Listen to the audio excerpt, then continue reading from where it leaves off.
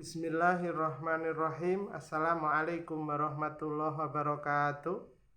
Alhamdulillahilladzi aujabana bis-sabri was-shalah. Wassalatu wassalamu ala sayyidina Muhammad ibn Abdillah wa ala alihi wa sahbihi wa mawalah.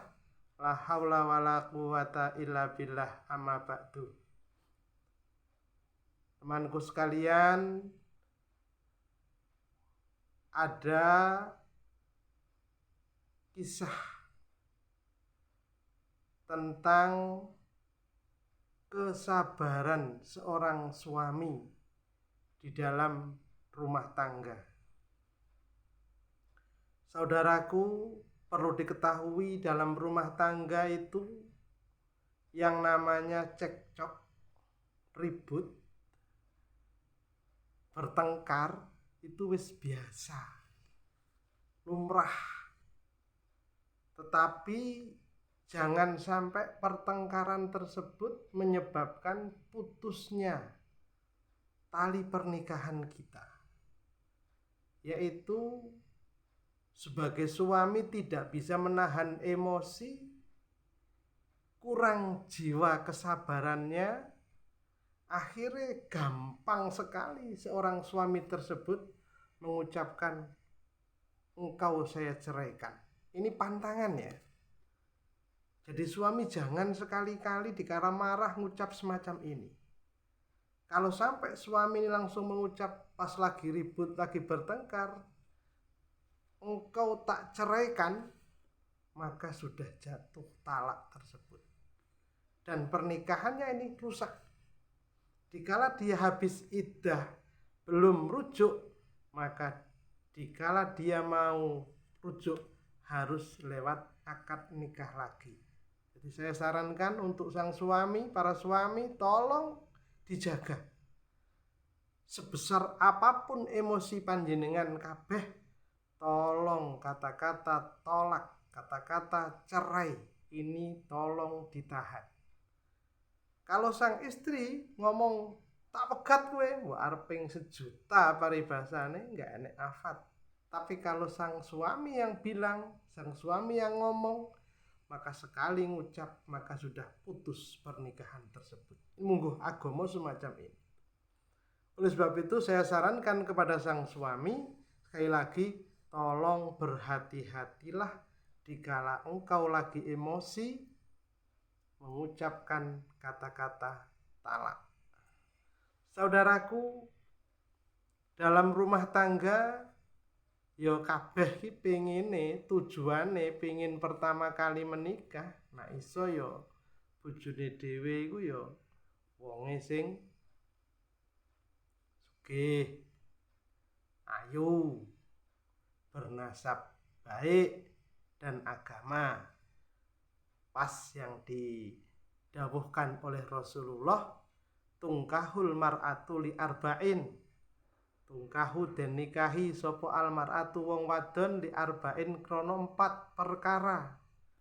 5 liha karena hartanya, wali nasabiha krana nasabnya, keturunannya, wali jamaliha krana cantiknya, wali dinihalan krono agamanya.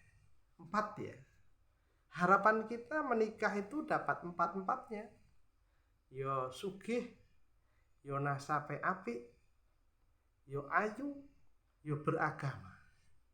Tapi dikala 4-4-nya tidak mendapatkan, yo wis 3 gak apa-apa. Gak entuk sugih, yo sing penting nasabnya baik, cantik dan beragama. Upama 3 angel, susah, 3 itu ya wis 2, yaitu cantik dan agama. Kok 2 masih susah? Yang penting agamanya.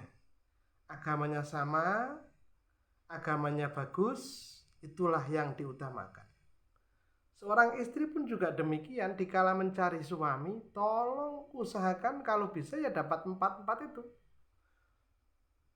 Istri itu cari calon suami yang kaya, yang bernasab baik, yang ganteng, dan yang berilmu atau beragama. Itu nanti kalau memang sempurna dapat 4 itu sangat luar biasa bahagianya. Tapi kalau 4 itu susah dicari, ya wes golek 3. Nasabe bagus, ganteng dan beragama. 3 susah, dapat 2 lah, ganteng dan beragama. 2 susah, ya wes yang penting beragama. Intinya kalau kita menikah didasari dengan ilmu agama yang kita dapatkan, yang kita cari, itu dikala kita nanti bersama dalam keadaan benar, kita akan dimuliakan. Tapi dikala kita dalam kebersamaan itu ada salah, maka kita akan dimaafkan. Ini karena dasarnya agama. Oleh sebab itu, kalau dua-duanya, istrinya punya agama baik, suaminya punya agama baik, dalam keluarga itu jarang kata-kata jorok itu diucapkan, itu jarang. Apalagi sampai nyebut suaminya seperti hayawan, suami nyebut istrinya seperti hewan dan sebagainya, itu tidak akan keluar dikala didasari dengan ilmu agama. Lah, ini kita bahas kali ini tentang masalah suami, kesabaran suami. Dituntut dikala sudah menikah, sang suami dituntut jangan sekali-kali gampang sekali mengucapkan kata talak, kata cerai ya. Tolong, kesabaran jenengan dituntut di sini. Emosi jenengan dituntut di sini. Jangan sampai engkau keluarkan emosi sing menyebabkan terjadinya perceraian. Saudaraku, kalau memang sudah terjadi pernikahan dan Allah mentakdirkan istri kita itu wonge kenyih, wonge gampang muring-muring, sabarlah. Karena kesabaran sang suami tersebut akan mendapatkan buah yang sangat manis. Dikisahkan dalam suatu cerita itu ada orang solih, orang bagus, punya teman juga solih. Jadi orang bagus punya teman bagus. Setiap setahun sekali berkunjung teman ini kepada temannya. Pas dia berkunjung, dia uluk salam di rumah itu, Assalamualaikum. Yang tamu itu ucap semacam itu. Dari dalam rumah, Waalaikumsalam. Siapa kamu? Dari dalam rumah yang jawab, itu istrinya ternyata. Oh, saya saudara, saya teman dari suamimu. Rumahmu ngendi? Rumahnya mana? Oh, jauh sana. Suamiku tidak ada di rumah. Loh, lah kemana? Lagi mencari kayu bakar di hutan. Dan mudah-mudahan dia dimakan harimau. Mati. Sampai segitu. Dan dikala bilang itu, suaminya itu dielek-elek. Pokoknya dihina, dicaci, dimaki oleh sang istri itu tadi. Ini teman yang mertamu ini, ya Allah, kok wong bojone koncoku kok kaya ngene ya, istrine koncoku kok semacam ini sifatnya. Tapi terus dielek-elek terus. Wis gak disuguh banyu, gak diwehi makan, wis perjalanan jauh, malah sang istri ini ngomel-ngomel terus, mencaci maki sang suami yang lagi bekerja di hutan. Subhanallah. Tapi dikala lagi ngomel-ngomel tersebut, sang istri ternyata dari hutan itu tadi keluarlah suaminya tadi dengan bebarengan kalian harimau. karo macan bareng-bareng melaku. Bahkan kayu yang dicari itu dinaikkan di punggung harimau. Dideleh di atas harimau, di punggung harimau itu. Berjalan, kayu bakare digawa di gawakne harimau. Setelah nyampe ke rumah, lalu harimau tadi dibilang, sudah barokallah, mudah-mudahan Allah memberkahi dirimu, silahkan kau kembali ke hutan. Akhirnya harimau tadi manggut dan langsung kembali ke hutan. Ini sang tamu ini, subhanallah, koncoku iso duwe konco harimau, iso lulut maring piyambake. Akhirnya assalamualaikum, waalaikumsalam, rangkul-rangkulan, ya Allah, alhamdulillah, piye kabare, baik. Dijak masuk dalam rumah, disiapi minuman, siapi makanan oleh konco niku wau. Akhirnya ngobrol, rampung cukup. Lalu dia pamit. Wis, karena kita udah ngobrol cukup, maka saya akan pamit. Oh ya, terima kasih atas kunjungannya. Akhirnya tamu niki wau wangsul pulang. Setelah pulang, tahun depan, setahun kemudian, dia berkunjung lagi. Datanglah ke rumahnya itu. Assalamualaikum, waalaikumsalam. Monggo Pak. Ruwamah suami istrinya. Istrinya ini ruwamah, beda dengan istri dengan yang dulu. Ruwamah. Bapak dari mana? Saya dari sana. Lah terus siapa Bapak ini? Saya teman suami sampean. Oh ya Allah, monggo Pak, masuk Pak. Subhanallah, orangnya baik, orangnya halus, sopan santun, masya Allah, maratu solihah tenan ini. Dalam hati bimbang loh, biyen kok ngono kae, kok saiki malih ngene iki, ngono bingung.